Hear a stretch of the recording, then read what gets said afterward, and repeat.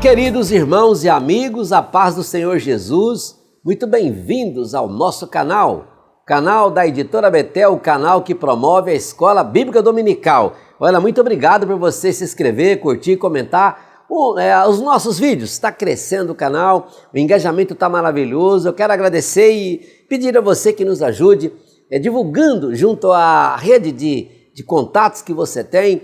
Fala do nosso trabalho, eu sei que você já faz isso, mas é possível que os seus amigos não. Então, outro dia eu estava comentando com um pastor de um estado aqui, e no meio da conversa eu perguntei para ele: pastor, vocês aí conhecem o nosso trabalho, foco na lição, a nossa aula completa? Não, nunca ouvi falar, onde é que eu pego? Eu fico pensando, meu Deus, já nós estamos aqui há mais de 5 anos fazendo esse trabalho com tanto esmero, com tanta alegria, e muita gente ainda não conhece. Por isso que eu estou sempre pedindo que você ajude a divulgar, porque a nossa voz vai chegar mais longe, ok? É uma alegria muito bom ter você aqui conosco. Eu sou o pastor Luiz Prates e mais uma vez estou aqui reunido com os meus amigos de toda a semana. Sempre aqui à minha direita o pastor Marcos Santana, aqui à minha esquerda o pastor William Barros, e a gente aqui se reúne toda semana e no dia de hoje, mais uma vez, para darmos sequência ao estudo dessa revista maravilhosa, né, que é o primeiro trimestre de 2023. Estamos estudando aí sobre o Evangelho de Marcos, falando sobre aí o servo e a missão no serviço e na obra de Deus. Lembrando que essa revista é comentada pelo pastor Abinair Vargas Vieira. E o vídeo de hoje é sobre a lição de número 11 da nossa revista. E ela tem como título o Sermão Profético, o servo revela o futuro, programada para estudarmos no dia 12 de março de 2023.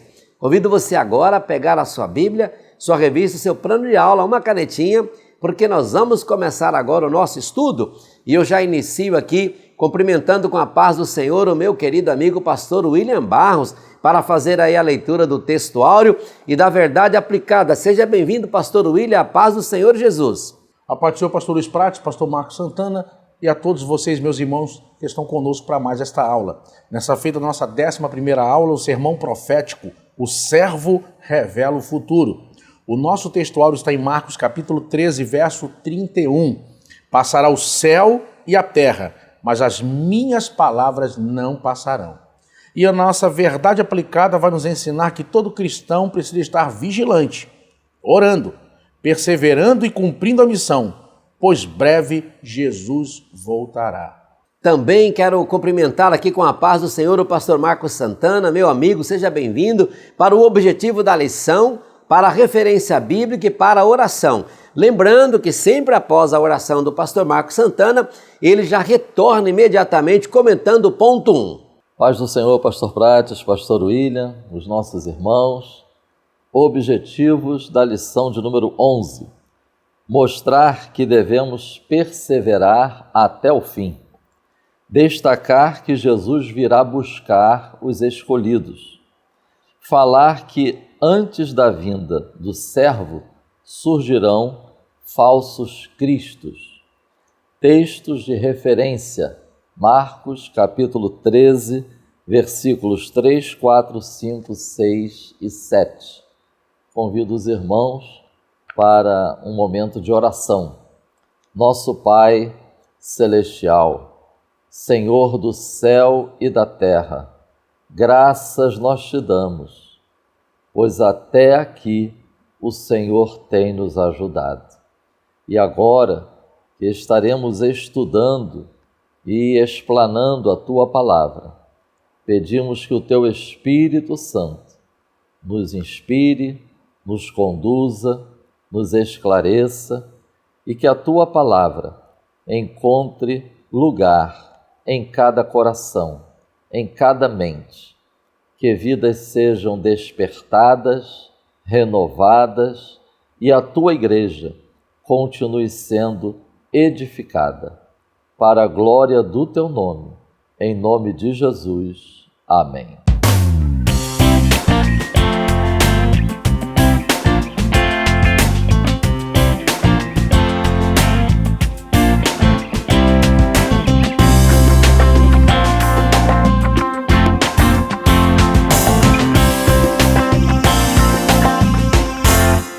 Meus irmãos, uma sugestão iniciarmos a exposição desta lição enfatizando que o estudo do sermão profético ele deve reforçar e renovar em cada um de nós vigilância, oração, perseverança e cumprimento da missão.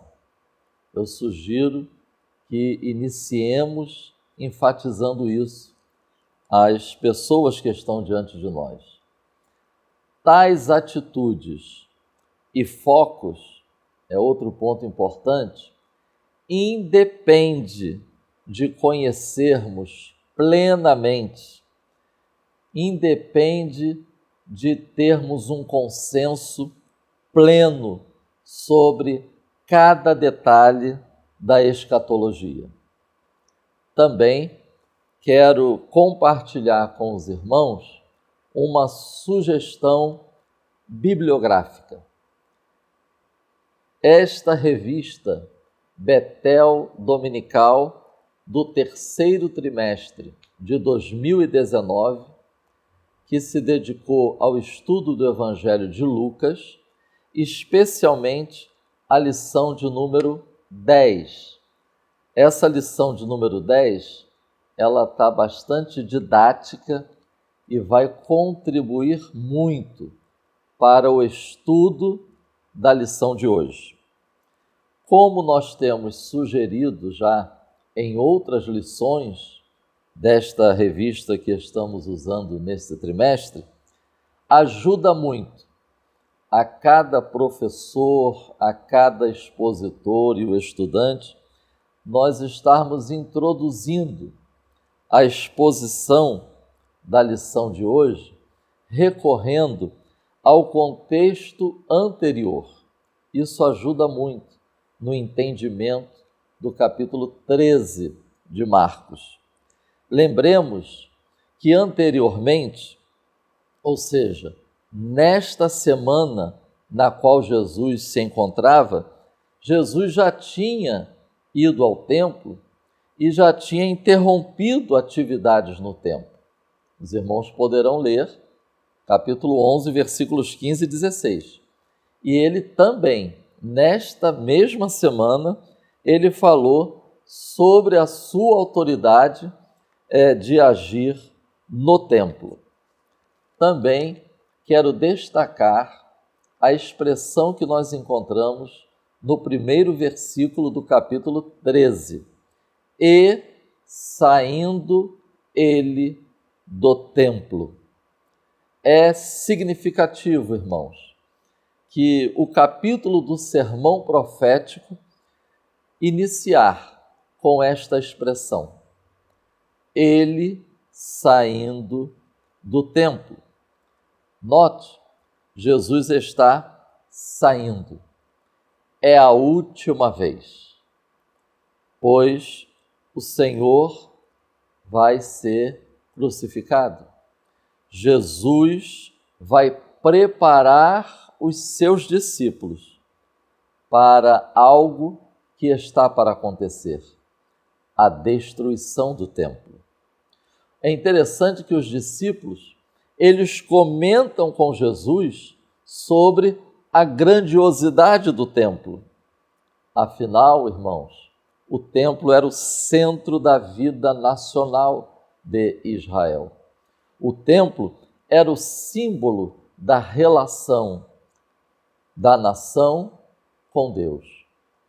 Infelizmente, os judeus, eles estavam valorizando mais o templo do que um relacionamento com Deus, como revelado nas Escrituras. Mas também precisamos pontuar que isso aconteceu não apenas nos tempos de Jesus. Não deixem de ler Jeremias, capítulo 7.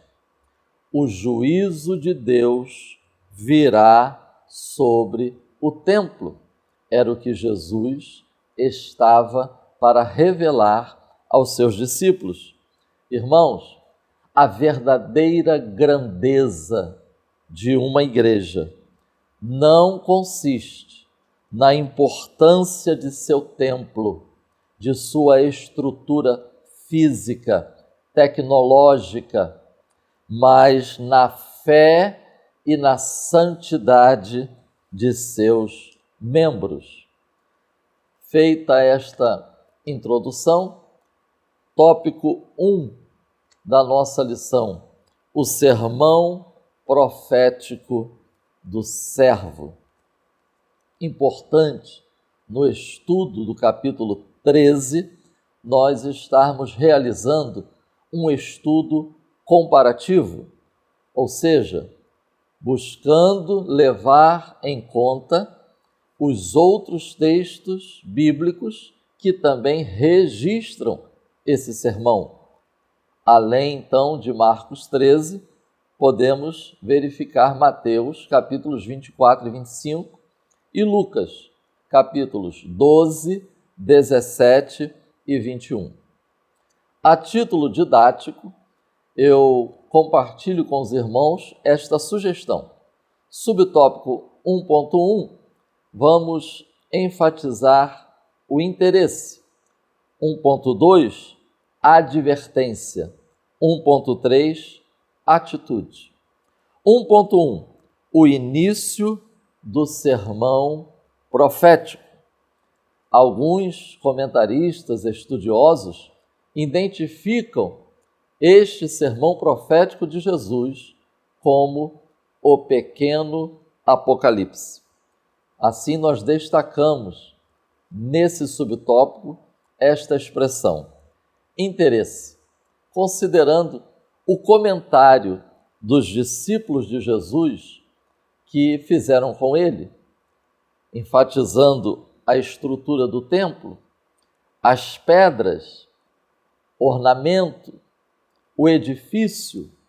Marcos, capítulo 13, versículo 2. Nós encontramos a resposta de Jesus ao comentário dos seus discípulos sobre o templo.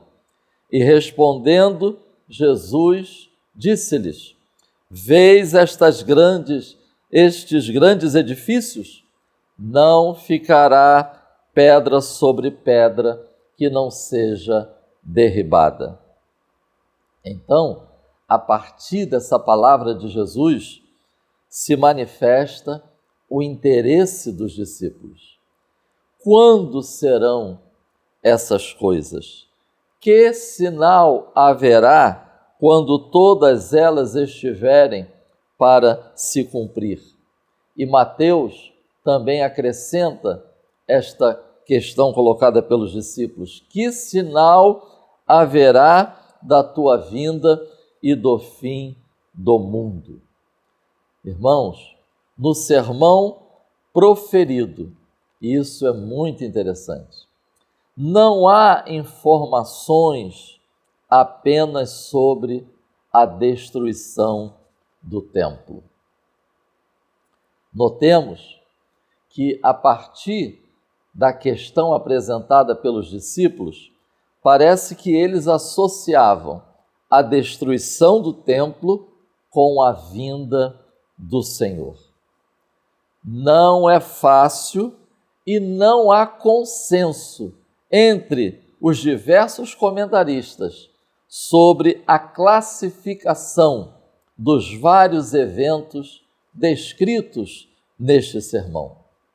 É importante notarmos, e isto é relevante, que o foco da resposta de Jesus não está nos detalhes sobre os eventos futuros, mas na perseverança dos seus discípulos em tempos difíceis. Nós encontramos nesse sermão profético instruções, palavras de consolação, alertas, exortações, garantias e atitudes que se esperam daqueles que são discípulos de Jesus. Assim, diante do foco da resposta de Jesus, irmãos, é interessante porque não compreender plenamente cada detalhe não justifica o desinteresse demonstrado por algumas pessoas que são discípulas de Cristo. Vide Apocalipse, capítulo 1, versículo 3. Um excelente texto para estarmos argumentando contra o desinteresse de algumas pessoas por este tema. Encerrando este subtópico, nós podemos apresentar à nossa classe uma lição extraída. Na jornada cristã, nosso interesse, ele vai sendo moldado, ele vai sendo corrigido, ele vai sendo redirecionado conforme a palavra de Deus. É o que podemos aprender a partir do estudo deste subtópico. 1.2. O primeiro sinal de advertência descrito pelo servo. Muito relevante. Como Jesus inicia a resposta aos questionamentos dos discípulos. Marcos, capítulo 13, versículo 5.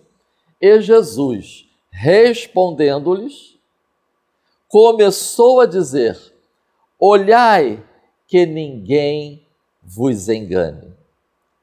Assim também encontramos em Mateus, capítulo 24 e Lucas, capítulo 21.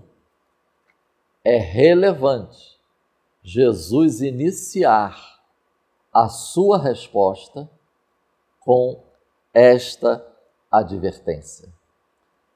Olhai que ninguém vos engane. Uma outra tradução diz: tenham cuidado para que ninguém os engane. Uma outra versão diz: tenham cuidado para que ninguém vos induza ao erro. Cuidado para que vocês não sejam conduzidos ao erro. É preciso prestar atenção. É preciso ter cautela. Interessante. Os discípulos, talvez ávidos por quererem conhecer o tempo, o momento e como seria, Jesus os surpreende, enfatizando a importância do cuidado para que não sejam enganados.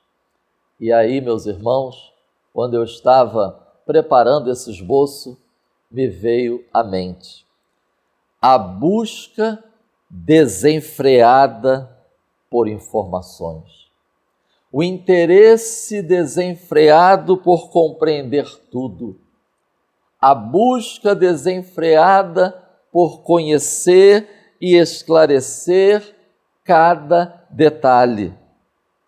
Diante dessa realidade nossa hoje, Jesus inicia advertindo quanto a uma das ações de Satanás: enganar. Meus irmãos, desde o princípio, é objetivo de Satanás. Vide 2 aos Coríntios, capítulo 11, versículo 3. E este é um tema muito presente quando o assunto é escatologia. 1 Timóteo, capítulo 4, versículo 1.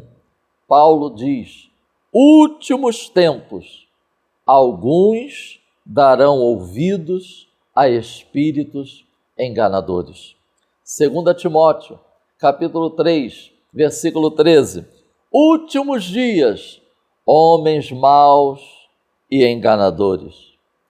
Segunda Epístola de João, Versículo 7.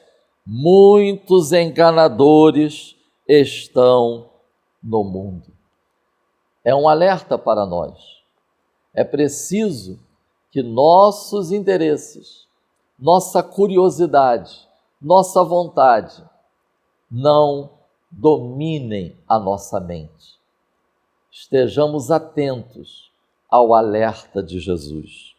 Cuidado, porque se partimos para uma busca desenfreada de informações e detalhes, o inimigo conhece esse desejo do ser humano e aí ele pode, com a sua astúcia, preparar uma informação errada. E cuidado, porque o saber errado pode conduzir a uma ação errada. É preciso cuidado para não enganarmos a nós mesmos. Marcos, capítulo 12, versículo 24. Jesus, ele disse: vocês erram porque não sabem as Escrituras. E subtópico 1.3, conflitos entre as nações. Como dito anteriormente, eu destaco, eu sugiro, eu apresento aos irmãos o focarmos esta expressão, atitude. E por que atitude? Porque o versículo 7, nós vamos encontrar palavras de Jesus: não vos perturbeis. Depois que ele diz, cuidado para que não sejam enganados, Jesus agora diz, não vos perturbeis. Mateus e Lucas, eles escreveram, não vos assusteis. No grego, nós vamos encontrar alguns sentidos desta expressão. Terrificar, aterrorizar. São termos que indicam, que apontam um certo descontrole, um medo paralisante, uma mente tumultuada pelos acontecimentos, ao ponto de a pessoa não conseguir pensar, refletir, manter-se sóbrio. Jesus está falando dos últimos dias. Jesus está respondendo às perguntas dos seus discípulos. E Jesus está dizendo, coisas acontecerão que muitos ficarão perturbados. Mas Jesus está falando aos seus discípulos, não vos perturbeis, não se desesperem. Eu acho tão interessante nós vermos a palavra de Deus como está unida, a unidade do ensino bíblico. Porque o apóstolo Paulo, ele usa a mesma expressão em uma de suas epístolas, também num contexto escatológico. Segunda aos Tessalonicenses, capítulo 2, versículo 2. Ao tratar de questões escatológicas, Paulo usa essa mesma expressão, advertindo os tessalonicenses, para que não fossem dominados por um pânico irracional, para que não fossem dominados ao tal ponto de ficarem alarmados e confusos. Notar como o escrito de Paulo está em acordo com o sermão profético. Segunda aos Tessalonicenses, capítulo 2, versículos 13 a 17. Nós vamos encontrar nestes versículos estas expressões: amados do Senhor, salvação, santificação, firmeza e reter o ensino que recebeu.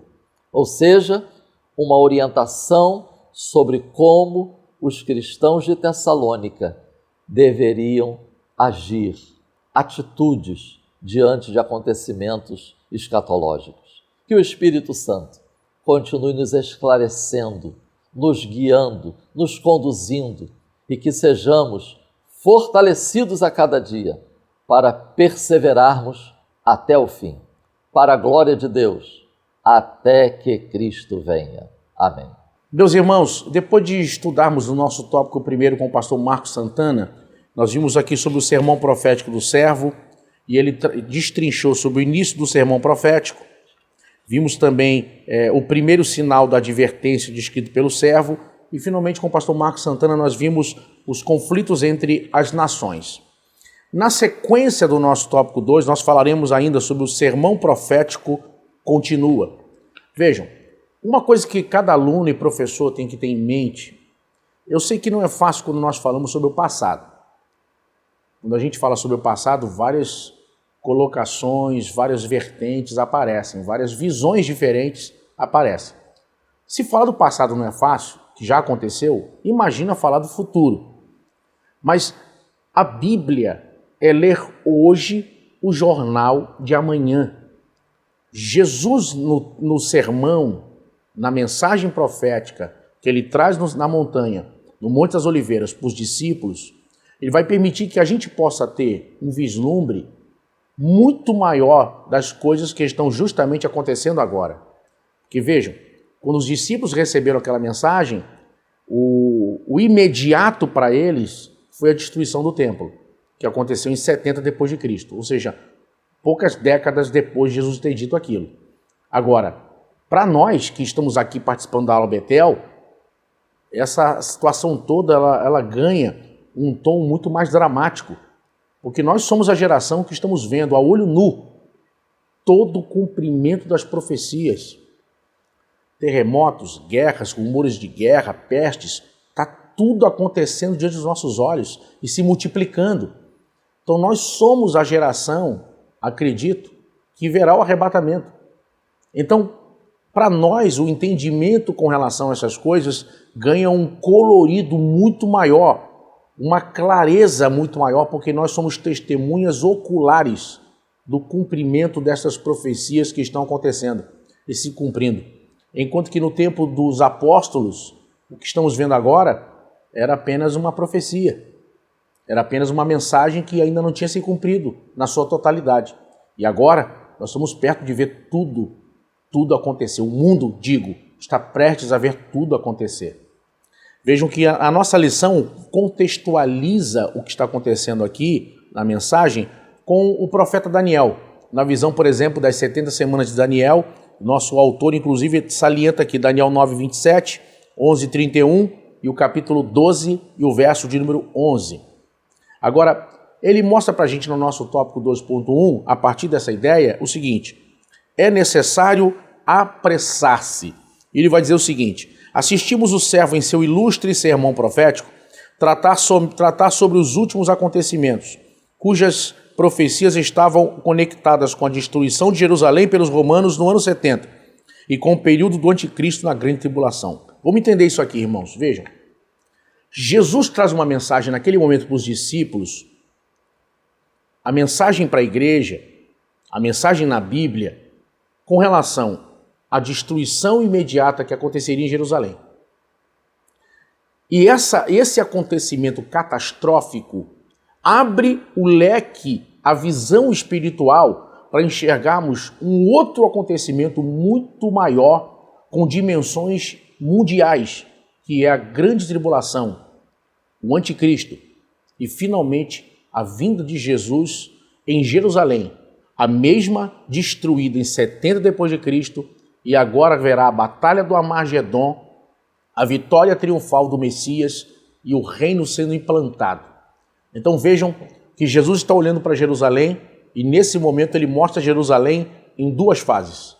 A profecia se cumprindo naquele momento e mais tarde novamente Jerusalém como palco das profecias e dos acontecimentos escatológicos.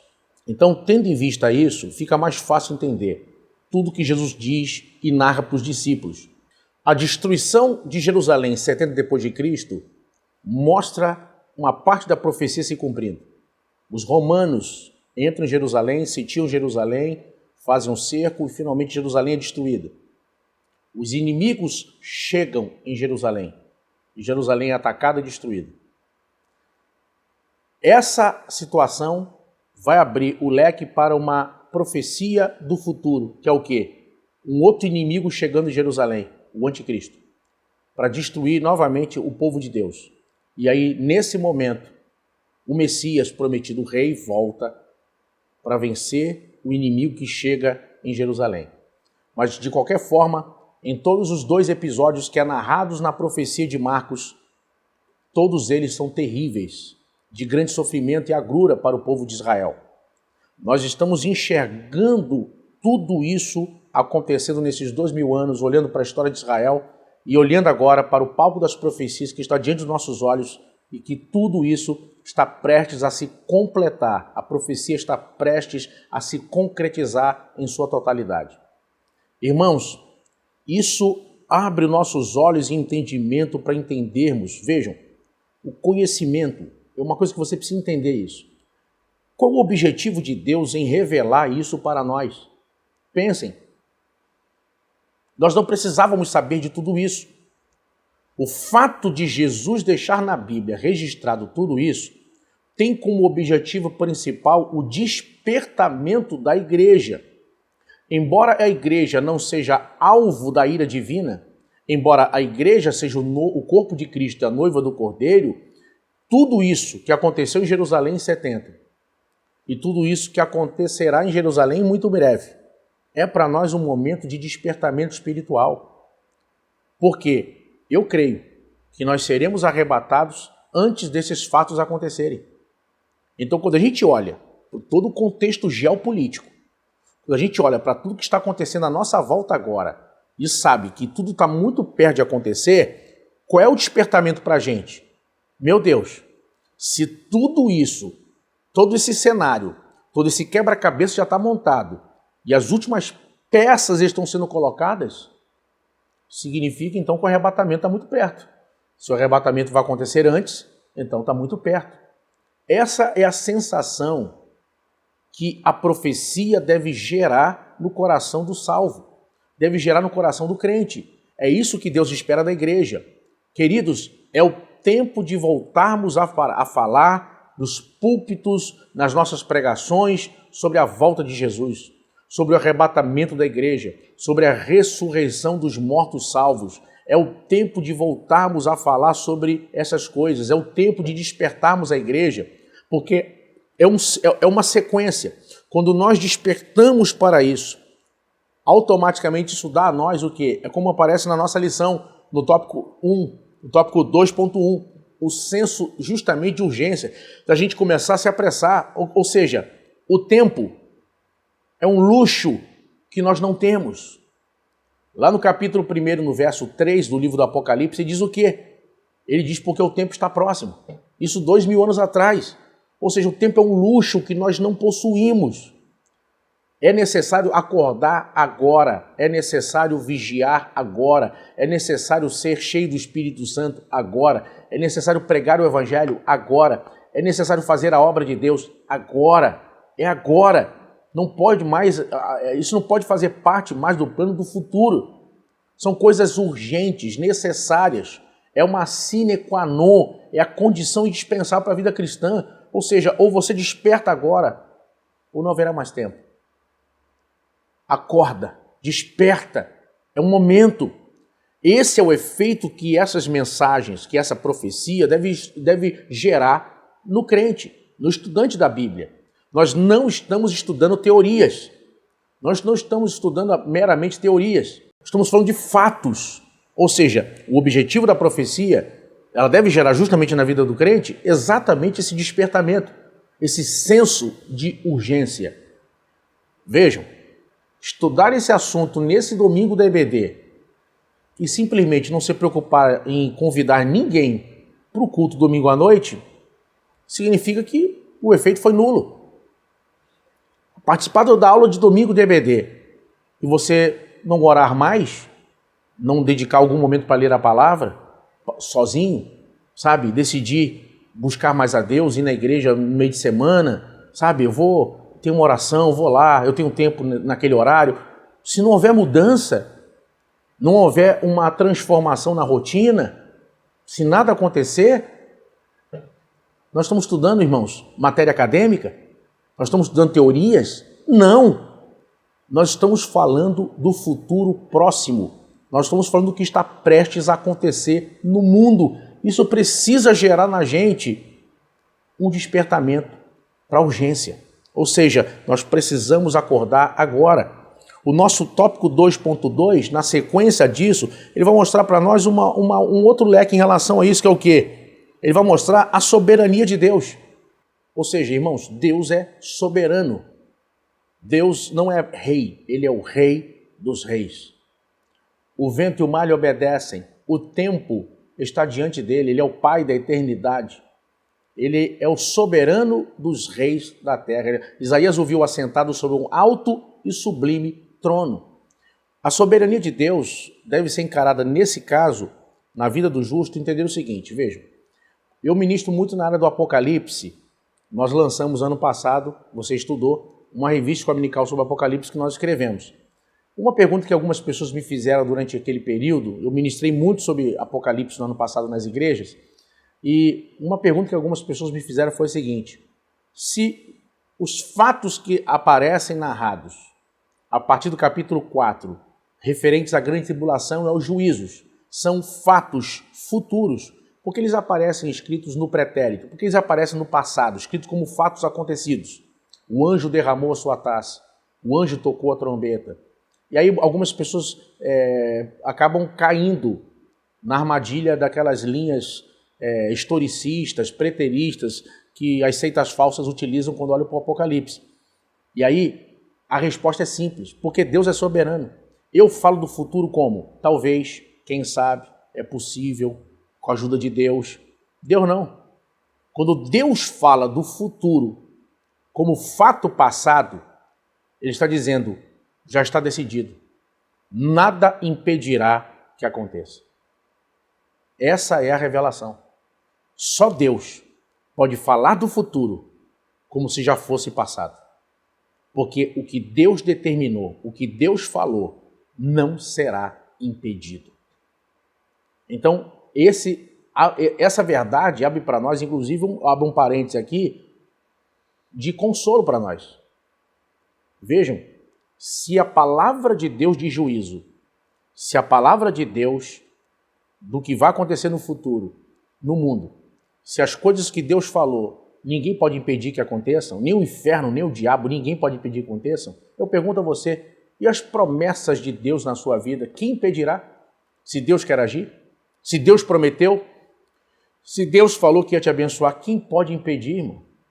Então, na vida do justo, a soberania de Deus é motivo de confiança e de consolo. Vejam, como é confortante saber que eu sirvo um Deus que cumpre aquilo que fala, que aquilo que ele promete acontece, que ninguém pode revogar ou impedir que ele haja segundo a sua palavra. Como é confortante poder saber e colocar minha cabeça no travesseiro e poder confiar, como diz lá no livro de Salmo, que os filhos dos leões têm fome, mas para os seus ele providencia de noite enquanto dormem. Então, como é confortante confiar e saber que nós servimos um Deus que é soberano e em sua soberania a sua palavra não cai por terra. Ele diz, passarão céus e terra, mas as minhas palavras não hão de passar. O nosso tópico 2.3, eu já caminho para encerrar aqui, vai nos mostrar um outro ponto importante da profecia. Acautelai-vos dos falsos profetas. Esse é um ponto importante porque a gente vive hoje, e eu vou repetir uma coisa que eu já falei aqui em outras aulas, a gente tem que ter uma atenção redobrada com isso pelo seguinte, nós vivemos um tempo hoje, no passado, se uma pessoa acabava decambando para caminho de heresias, por exemplo, acabava com ensinamentos heréticos, essa pessoa não tinha acesso aos nossos púlpitos, ela não tinha acesso a dar aula na escola dominical. Se uma pessoa não se arrependesse das heresias, de um ensinamento espúrio e começasse a disseminar esses ensinamentos, automaticamente não tinha acesso ao nosso microfone, aos nossos púlpitos, ao nosso povo para ensinar na igreja. Só que agora, com o advento das redes sociais da internet, pessoas assim estão vendendo cursos na internet, criando polêmicas para poder ter likes, curtidas. ganhar seguidores. Aparentemente trazem a verdadeira verdade, revelação sobre determinado fato que sempre enganaram você. E aí começa. E essas pessoas começam a ter, nas redes sociais, em canais como YouTube, Instagram, Facebook, elas começam a ter ali um púlpito delas virtual. E começam muitas até a ganhar muito dinheiro com isso. Então a gente hoje tem que tomar muito cuidado, irmãos, com quem a gente está seguindo na internet. Alguns começam até a dizimar, como se essa pessoa fosse o líder delas, o pastor delas, na internet. Você pode até ofertar e admirar o ministério de alguém. Eu, por exemplo, tem pessoas que me ofertam. Eu já recebi várias ofertas de pessoas que me ligam, olha, eu gosto muito do seu ministério, eu admiro o seu ministério. Amém, mas eu não sou o pastor dela. Uma vez, uma ocasião, uma pessoa me procurou e falou assim, olha, eu vou fazer um cheque aqui, isso tem algum tempo. Ele falou assim, vou fazer esse cheque aqui de 14 mil reais. Eu perguntei, mas o irmão está fazendo para quê? Eu perguntei, é uma oferta? Ele falou, não, é meu dízimo. Eu falei, irmão, de qual igreja? Ele falou, eu congrego na igreja X, eu sou obreiro lá. O irmão é membro da igreja? Eu falei, então eu não posso aceitar esse dinheiro. Ele olhou para mim e falou, como? Eu falei, irmão, se é dízimo, o irmão tem que entregar na sua igreja. Eu não sou seu pastor. Eu não sou seu pastor. Eu não posso receber esse dinheiro. Ele falou, mas é 14 mil. Eu falei, podia ser R$1 ou 1 milhão. Eu nunca aceitaria o seu dízimo. Eu disse isso para ele, olho no olho. Irmãos, não se negocia princípios, não se negocia valores, não se negocia aquilo que não tem preço. Então, eu mostro para os irmãos nisso um alerta. Você precisa avaliar e ver o que seus filhos estão consumindo na internet, nas redes sociais. Quem são as pessoas que têm poder de influência sobre eles? Quem são as pessoas que estão direcionando a mente deles? Você tem que averiguar isso. Você precisa ser o maior influenciador da sua filha e do seu filho. Levá-los a um bom caminho, a um caminho da palavra. Mas, infelizmente, sabe qual é a realidade que a gente está lidando hoje? De gente que é crente. E quando eu tenho visto essa realidade, pastores, gente que vai para EBD e deixa os filhos em casa. Não, ele estudou a semana toda, está cansado. O pai e a mãe acham que ir para EBD não tem tanta importância, porque afinal de contas o filho passou a semana toda acordando cedo. Quer dizer, ele não pensa em preparar esse filho para enfrentar a semana toda, enfrentar a batalha, enfrentar a luta na vida, crescer na palavra, ter fundamento sólido na palavra, crescer no conhecimento e na graça de Deus. Isso não é importante. Olha o que está acontecendo com a gente. Tem pessoas que, para poder fazer uma campanha, vão em qualquer lugar, pode ser o mais longe que for. Não, fulano é usado por Deus, Deus revela para ele placa de carro, nome e sobrenome, número de processo na justiça, é usado em milagre, eu vou. EBD, ah não, estou cansado. E essas pessoas começam a ter a comodidade de poder, com o celular na mão, deitado na própria cama ou no sofá da casa, poder assistir, entre aspas, palestras, estudos. E algumas pessoas, como eu disse, vão disseminando suas heresias e ensinos. Cuidado, cuidado. Nada nem ninguém está acima da palavra de Deus. Tem que passar pelo crivo da palavra. Não é verdade porque fulano disse. Não é verdade porque ciclana está falando. É verdade porque está na palavra. Se não está na palavra, não é verdade. Mas fulano escreveu um livro que ele recebeu uma revelação tremenda de Deus. Entre o livro dele e a palavra, eu fico com a palavra. Se o livro dele for verdade, está respaldado na palavra. Se não está respaldado na palavra, o livro dele, eu fico com a Bíblia. E não com o livro dele. Pessoas comprando livros aí que recebeu revelação, o anjo falou, Deus revelou não sei o quê. Cuidado, irmão. Cuidado. Pessoas que eu vejo hoje, gente fala para mim, não, eu fui arrebatado ao inferno, fiquei tantos dias no inferno. E, alguém me pergunta, eu já foi no inferno? Eu falei, irmão, eu nunca nem pisar, nem chegar perto. Eu só quero ver o céu. Não que o diabo viu, eu não quero nem saber como é que o diabo é, eu quero ver Jesus.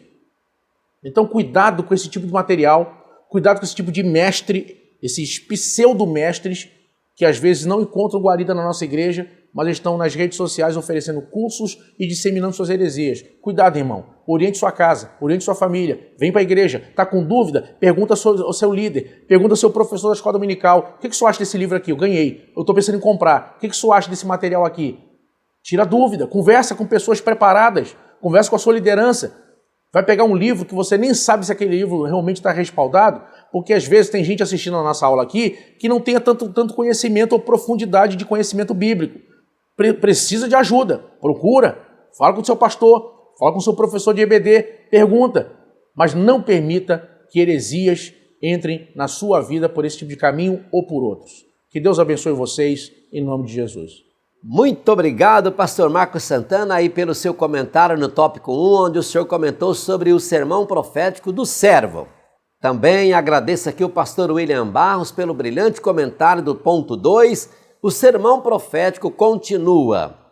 E agora, eu convido a você a continuar mais um pouco conosco. Vamos dar sequência ao nosso estudo. No ponto 3, vamos falar aqui sobre a vinda do Filho do Homem. Meus irmãos, ao descrever o sermão profético, o evangelista Marcos afirma que a vinda do Filho do Homem será o apogeu deste evento, além de demonstrar a urgência de estarmos precavidos a fim de não sermos surpreendidos pela vinda repentina do servo nas nuvens. No 3.1, o comentarista oferece o título de O Tempo da Segunda Vinda. No 3.2, precisamos estar alertas em todo o tempo. E no 3.3, Jesus diz a todos, vigiai. Resumindo esses 3 pontos, em um único momento aqui, juntando tudo, eu trago para você o seguinte comentário, que a volta de Jesus será o apogeu mesmo deste evento, além de demonstrar a urgência de estarmos preparados a fim de não sermos deixados para trás.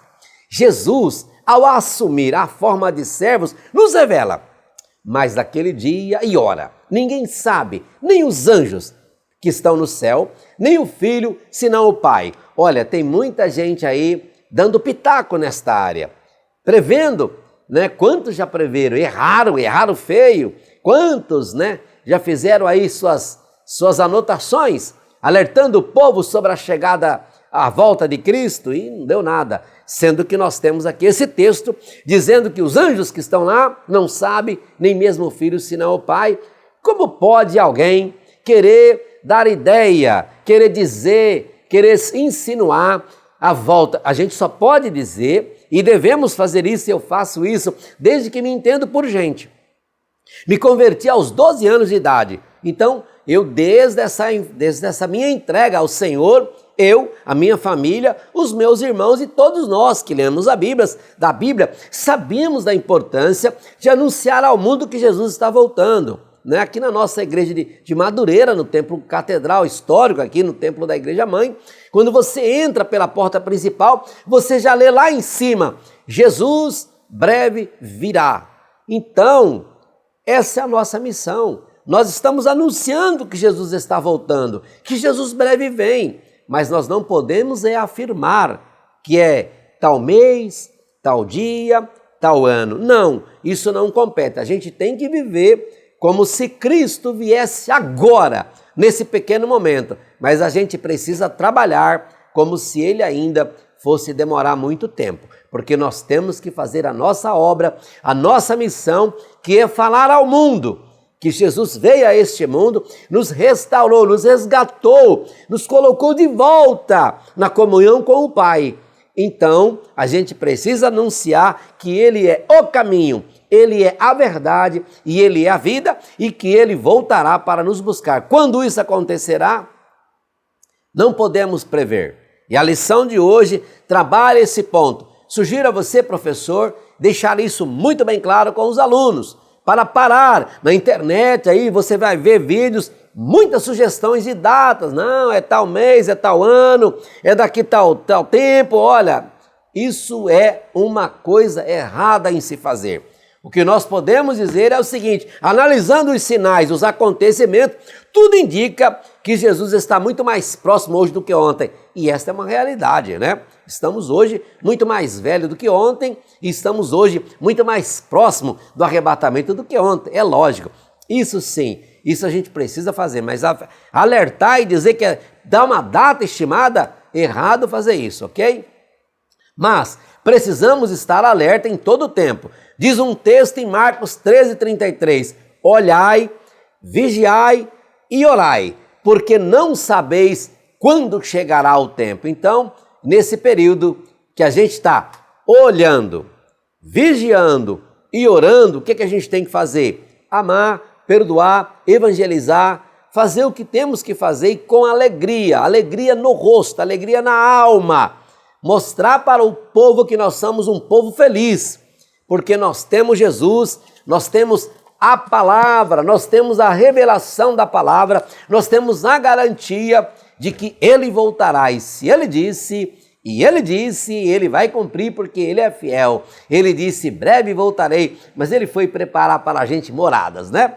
Importante é saber disso, que nós temos um mestre, um Senhor, que nós servimos, que Ele foi preparar um lugar para eu e você passarmos a eternidade na presença do Pai. Então, devemos estar preparados em todo momento para que quando Ele retornar, seja hoje, seja amanhã, seja daqui 50 anos, seja daqui 1 milhão de anos,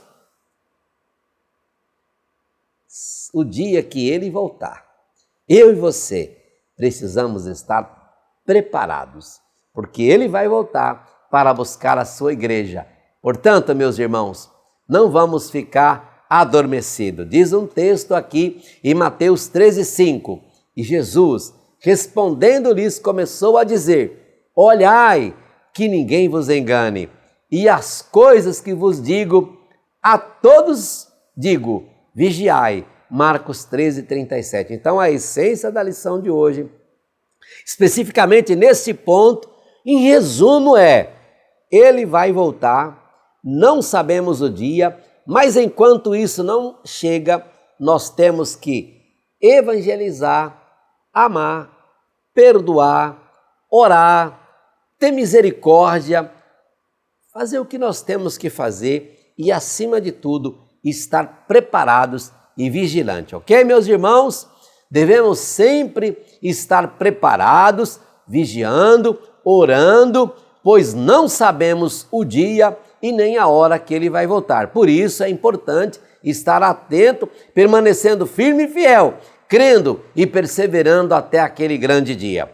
E para terminar, eu concluo dizendo que o Espírito Santo continue guiando a igreja em toda a verdade, João 16:13, para não sermos enganados nesses últimos dias e perseverarmos em oração, vigilância, cumprindo a missão que o Senhor nos entregou, enquanto aguardamos a bem-aventurada esperança e o aparecimento da glória do nosso Deus e do nosso Senhor Jesus Cristo. Tito 2:13. E assim, para fechar, resumindo, o que nós aprendemos com esta lição de hoje? Bem, na lição está a caixinha, dizendo lá, eu aprendi que, e eu trago para você aqui para facilitar. No ponto 1, com o que o nosso comentarista escreveu e com o que o pastor Marcos Santana nos explicou aqui na sua fala, a gente pode anotar que aprendemos que a atenção na fé precisa ser constante. Nós não devemos ter dúvidas de que devemos permanecer cautelosos quanto à vinda de Cristo, sendo criteriosos com os mentirosos que dizem ser o Cristo e permanecer na vigilância contra os falsos profetas. Ponto 1, que a gente aprendeu. Isso é que a gente tem que guardar. No ponto 2, com o pastor William Barros, o que a gente aprendeu? O pastor falou aqui, o nosso comentarista explicou aqui na lição, resumindo o que a gente aprendeu. O que nós aprendemos? Que a nossa salvação depende de estarmos vigilantes para vivermos de forma que o servo deseja que vivamos. Devemos evitar os falsos cristos, os falsos profetas e ocuparmos zelosamente na obra de Deus. Então, isso que nós aprendemos, mas eu resumo este ponto, o resumo deste ponto, eu resumo o resumo do ponto, dizendo que o que a gente tem que fazer? Ocupa-te na obra de Deus. Faça mais. 2023 só está começando, nós estamos no primeiro trimestre. Que Deus te dê muita saúde, graça, felicidade. Que Deus dê prosperidade espiritual na sua igreja, na sua classe de escola dominical, na sua família, nos seus negócios. E que você faça mais hoje do que fez ontem. com alegria e com zelo na obra de Deus, ok? Porque Ele está voltando. E no ponto 3, fechando aqui o ponto 3, o que nós aprendemos? É sempre uma repetição, mas a escola dominical é para isso mesmo, a gente vai repetindo, é porque é esse exercício da repetição que vai fixando no nosso coração aquilo que o Espírito Santo está dizendo. Devemos estar sempre preparados, vigiando e orando em todo o tempo, pois nós não sabemos o dia nem a hora da volta de Jesus. Por isso, é importante estar atento, permanecer firme, fiel, crendo e perseverando até aquele grande dia. Amém, meus irmãos? E assim chegamos ao final deste vídeo. Querendo o bom Deus, mas somente Ele querendo. Na semana que vem, a gente vai se reunir aqui novamente para estudar e para trazer para vocês aqui o resumo da nossa lição de número 12. A próxima lição nós vamos estar estudando aqui, programada para o dia 19 de março, tem como tema o sofrimento do servo, sua morte e ressurreição. Amém, meus queridos irmãos? Vamos orar então? Chegamos ao final. Muito obrigado por você ficar conosco até agora. Junte-se a nós numa palavra de oração. Pastor William Barros, meu amigo, por favor, convido o amigo para fazer esta oração e com esta oração a gente despede de você, desejando que a sua aula seja uma bênção e que o seu aprendizado seja cada vez mais e melhor. Deus abençoe. Oremos com o pastor William Barros. Oremos, meus irmãos. Senhor, te agradecemos por esta aula, pedimos a tua bênção sobre alunos, professores, ó Deus, sobre toda a tua igreja, e que essa palavra possa encontrar guarida em cada coração. Ó Pai, permita que mais este domingo teu nome seja glorificado e exaltado e teu povo edificado. É a nossa oração e fé. Em nome de Jesus. Amém. Editora Betel, edificando a casa de Deus.